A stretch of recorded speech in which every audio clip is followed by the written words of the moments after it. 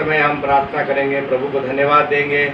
हम बीते कुछ समय से कलवरी बाइबल चर्च की ओर से हमने हमारे कार्यक्रम का रिकॉर्डिंग नहीं दिया, किसी कारणवश हम नहीं रिकॉर्ड कर पाए, परंतु प्रभु को धन्यवाद देते। ऐसे कठिन पल में, ऐसे कोरोना वायरस में प्रभु ने हम सबको अच्छा रखा, और जितने हमारे मित्रगण हैं, जितने हमारे सहयोगी हैं, हम आशा करते हैं परमेश्वर ने सबको अच्छा रखा है, और परमेश्वर का अनुग्रह है। ऐसे कठिन परिस्थितियों में परमेश्वर ने आपको और हम सबको अच्छा रखा है, और धन्यवाद देते कलवरी बाइबल चर्च से कई के लिए। हमारे बहुत मित्रगण हैं जो ऐसे कठिन परिस्थितियों में हमारी सेवा को, कार्य को अपने हाथों के द्वारा, भेंट के द्वारा हमारी सेवा में मदद करते हैं। हम इन सारी बहुमूल्य बातों के लिए, मैं एक संस्था का संचालक होने के नाते मैं आप सबका दिल से आभारी हूँ, जिन्होंने हमारे ऐसे कठिन पल में हमारी सहायता की। हमारी गोंदिया में, नागपुर में और भिन्न भिन्न स्थानों पे सेवा चल रही है। हमारे सेवक लोग बड़े कठिन परिस्थितियों में सेवा कर रहे हैं, परंतु बराबर अपनी सेवा में लगे हुए हैं। हम प्रभु को धन्यवाद देते। आइए इस समय आज की हम प्रार्थना को शुरू करेंगे और अपने स्वरों को झुकाएंगे। जितने लोग इस कार्यक्रम को देखेंगे, हमारा विश्वास है परमेश्वर उनको बड़ी आशीष देगा। आइए हम छोटी प्रार्थना करें, अपने स्वरों को झुकाएं। हे हमारे महान जीवित परमेश्वर, तेरा धन्यवाद करते हैं, तूने बीती रात भर हमें संभाला, हमारे जीवन की रक्षा की। ऐसे कठिन माहौल में, ऐसे कोरोना वायरस बीमारी में प्रभु तूने हम सबको अच्छा रखा। हम इसलिए अच्छा रखा कि हम तेरा गुणगान करें, तेरी आराधना करें, तेरी स्तुति करें, तेरी प्रशंसा करें, क्योंकि दाऊद भजन 100 में लिखता है, तूने हमें रचा इसलिए है ताकि हम तेरी स्तुति और तेरी वंदना करें। बहुत बार प्रभु न चाहते हुए भी हम जितना प्रेम तुझसे करना चाहिए हम नहीं कर पाते, तो हमें क्षमा कर। हम प्रार्थना करते जितने लोग आज इस कार्यक्रम को देखेंगे, उन सबों को तो बड़ी आशीष दे। मेरे साथ हो वचन को बोलने में, गीतों को लीड करने में, जो हमारी सहायता कर, मदद। हमारे जितने कलीसिया से जुड़े हुए लोग हैं, उन सबको बड़ी आशीष दे। और जितने लोग इस कार्यक्रम को देखेंगे प्रभु, उन सबको तो बड़ी आशीष दे। तेरा हाथ उनके जीवन पर रख। जो लोग इस कोविड से बीमार हैं, जिनको शायद हमारी आंखें नहीं देख रही, परंतु तूने हर एक मानव जाति के लिए अपना बलिदान दिया।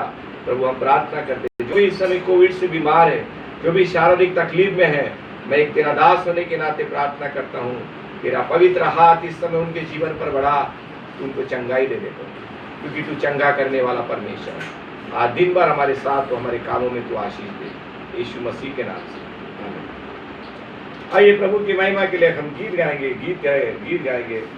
तू प्यार का सागर है। इस गीत को गाकर हम परमेश्वर की महिमा करेंगे। तू प्यार का सागर, सागर दया का तू है।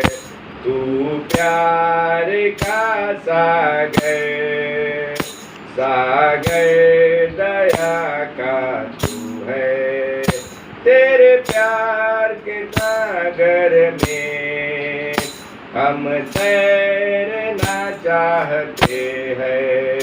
तू प्यार का सागर, सागर दया का तू है। गहराई मिले सागर की, ऊंचाई मिले आसमां की। गहराई मिले आसमां की, ऊंचाई मिले आसमां की, पर कोई ना अपना पाएगा गहराई तेरे प्यार की।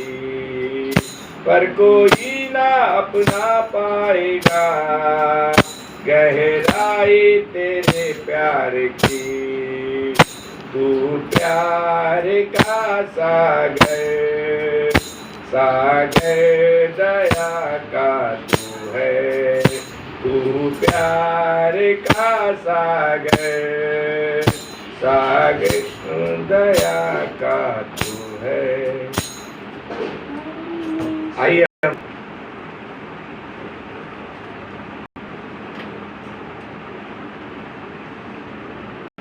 आइए समय हम आज के मनन के लिए परमेश्वर के वचन की ओर जाएंगे, और मैं आपका ध्यान इस समय परमेश्वर की वचन की ओर ले जाना चाहता हूँ। आज इस रविवार के दिन हम प्रभु के वचन में से एक हिस्सा देखेंगे, जो हमें मिलता है यूहन्ना रचित सुसमाचार, इसका 5वां अध्याय और उसके 8 पद से हम देखेंगे, 1 पद से लेके 8 पद तक, जहाँ पर प्रभु का वचन एक 38 वर्ष के बीमार के चंगाई के विषय में बयां करता है। एक 38 वर्ष का बीमार था जो जीवन में संघर्ष कर रहा था, परंतु परमेश्वर ने कैसी चंगाई दी उसके विषय की बात यहाँ पे लिखा है।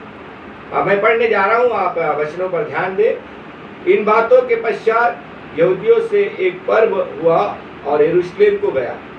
यरूशलेम में भेड़ फाटक के पास कुंड में इब्रानी भाषा में बेसदा कहलाता है, और उसके पास ओसारे हैं। उनमें से बहुत से बीमार, अंधे, लंगड़े और सूखे अंग वाले पानी के हिलने की आशा में पड़े रहते थे, क्योंकि नियुक्त समय पर परमेश्वर का स्वर्गदूत कुंड में उतरता और पानी को हिलाते थे। पानी हिलते ही जो कोई उतरता था वो चंगा हो जाता था, चाहे उसकी कोई भी बीमारी क्यों ना हो। 5वां पद, वहां एक मनुष्य था जो 38 वर्ष से बीमार में पड़ा था। यीशु ने उसे पड़ा हुआ देखकर और जान करके बहुत दिनों से इस दशा में पड़ा है, उसने उससे पूछा, क्या तू चंगा होना चाहता है?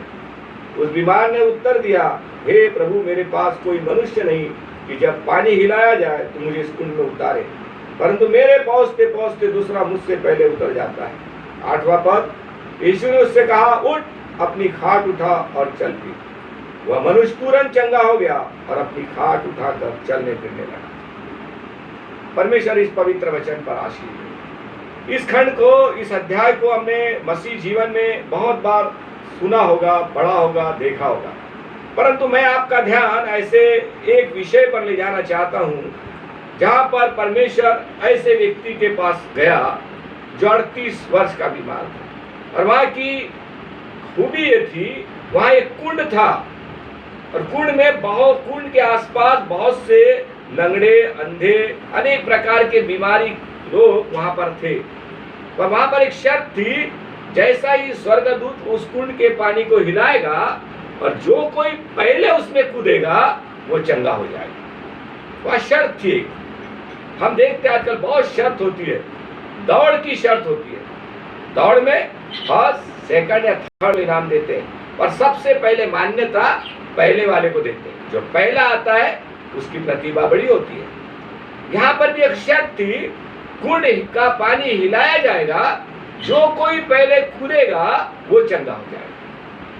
परंतु बाइबल यहाँ एक बात कहती है, वहां पे 38 वर्ष का एक बीमार था, वो उस पानी में कूदने में असमर्थ था, वो नहीं कूद पाया आखिरी तक। और वहां पर 5वें पद में लिखा है, वहां पर प्रभु यीशु मसीह उसके पास पहुंचकर उससे कहता है, तू क्या चाहता है? तो फिर और लिखा है, वहां एक मनुष्य था जो 38 वर्ष से बीमारी में पड़ा था। यीशु ने उसे पड़ा हुआ देखकर और जानकर वो बहुत दिनों से इस दशा में पड़ा है, उससे पूछा प्रभु ने, क्या तू चंगा होना चाहता है? परमेश्वर ने उससे बहुत बड़ा एक मौलिक प्रश्न किया, क्या तुम चंगा होना चाहता है? उसने उत्तर दिया, यीशु, मुझ में वो शक्ति नहीं, मुझ में वो बल नहीं, जब पानी को हिलाया जाए तो मैं इस कुंड में कूदूं। मेरे कूदते कूदते दूसरा कूद जाता है और अपना लाभ उठा लेता है, पर मुझ में वो शक्ति नहीं। कहने का तात्पर्य यह है, उस 38 वर्ष के बीमार ने अपनी मूल समस्या को परमेश्वर के सामने रख दिया। उसने अपनी समस्या को छुपाया नहीं, अपनी समस्या को उसने कुछ दबाया नहीं। दूसरे शब्दों में किसी भी प्रकार का ये नहीं किया, उसने जो कुछ था परमेश्वर के सामने रख दिया। उसने कहा, प्रभु, मुझ में वो शक्ति नहीं, मुझ में वो बल नहीं कि मैं पानी में कूदूं। परमेश्वर ने उसके शब्द को सुनकर कहा, क्या तू चंगा होना चाहता है? 7वां पद, उस बीमार ने उत्तर दिया, हाँ प्रभु, मैं चंगा होना चाहता हूं। प्रभु ने उससे एक शब्द कहा, यीशु ने उससे कहा, 8वां पद, यीशु ने उससे कहा, उठ, अपनी खाट उठा और चल पी। कितना बड़ा संदेश है यहाँ पर। प्रभु ने उस 38 वर्ष के बीमार से कहा, यीशु ने उससे कहा 8वें पद में, उठ, अपनी खाट उठा।